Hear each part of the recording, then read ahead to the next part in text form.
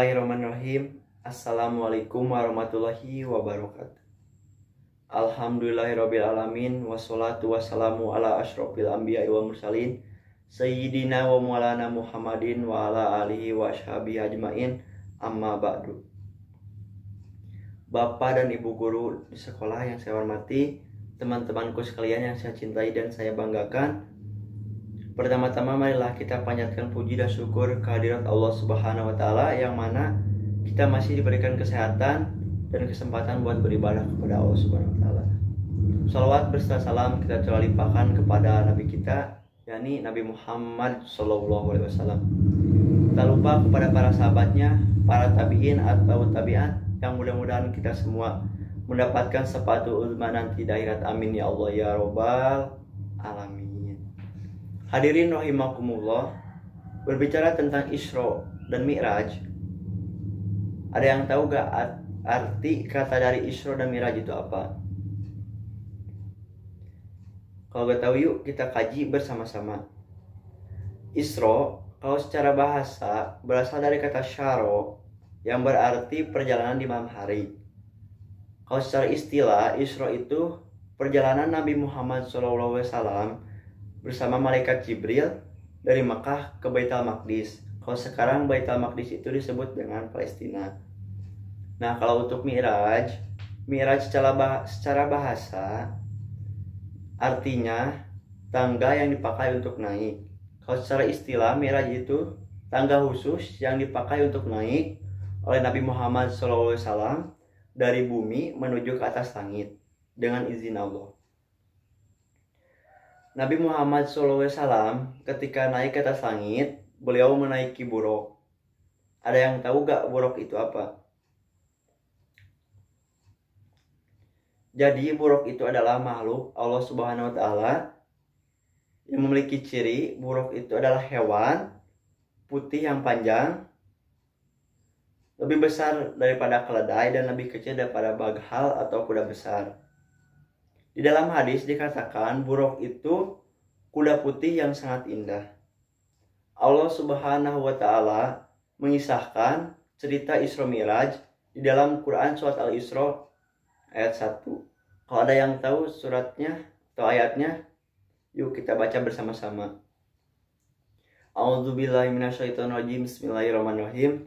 Subhanalladzi asra bi 'abdihi laila minal masjidil harami ilal masjidil aqsa alladzi barakna haulahu linuriyahu min ayatina innahu wasami'ul basir. Shadaqallahul adzim.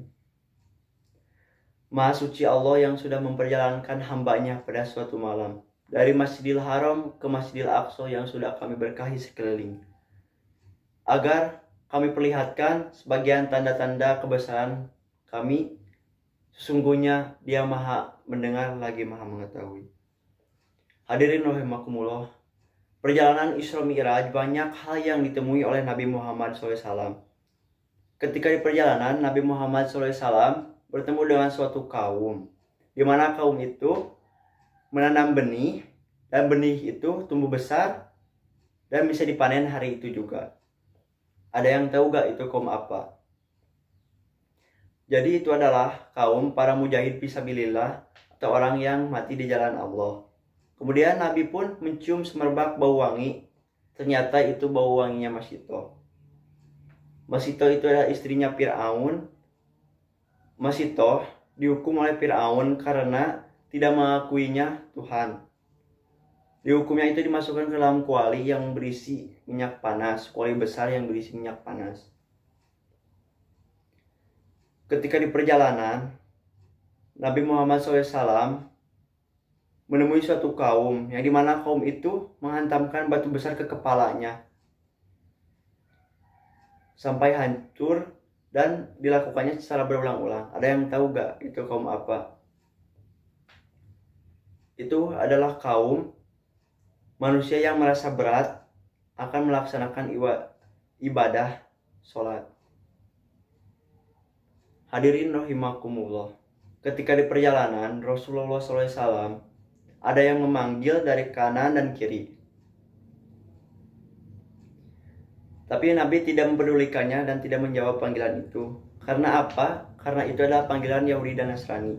Kalau saja waktu itu Nabi menjawab panggilan itu, niscaya umatnya menjadi Yahudi dan Nasrani. Kemudian ada wanita, yang mana wanita itu di tangannya ada perhiasan dan di tubuhnya ada perhiasan juga. Dia menghadap dan memanggil Nabi, tapi Nabi tidak memperdulikannya. Karena apa? Karena wanita itu adalah dunia.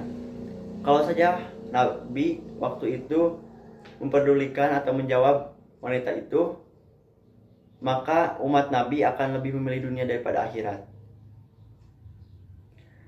Sampainya di Baitul Maqdis dan sholat, Nabi ditawari 2 bejana yang berisi susu dan khamar. Lantas Nabi memilih susu. Kalau saja waktu itu Nabi memilih khamar, bisa-bisa jadi pemabuk umat zaman sekarang. Hadirin rahimakumullah. Nah, itu perjalanan Isra Nabi Muhammad SAW. Kalau perjalanan Mi'rajnya, beliau menaiki buruk. Dengan izin Allah, beliau naik ke langit yang pertama, bertemu dengan Nabi Adam. Naik lagi ke langit yang kedua, bertemu dengan Nabi Yahya dan Nabi Isa.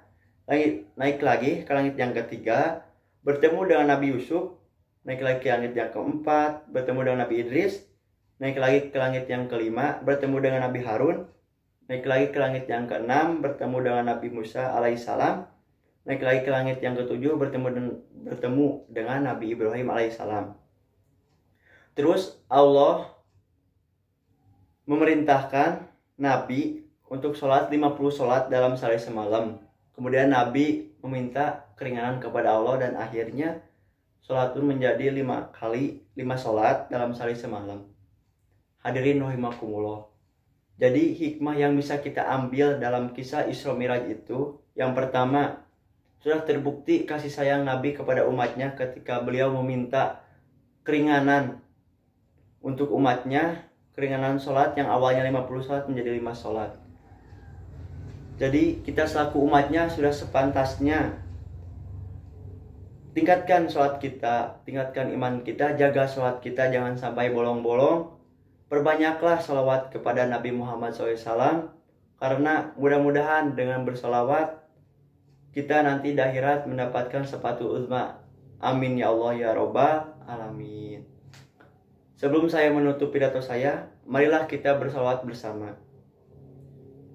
Allahumma sholli ala sayyidina Muhammadin tibbil qulubi wa dawaiha wa afiyati abdani wa sifaiha wa nuril absari wa diyaiha wa ala alihi wa sobihi ajmain.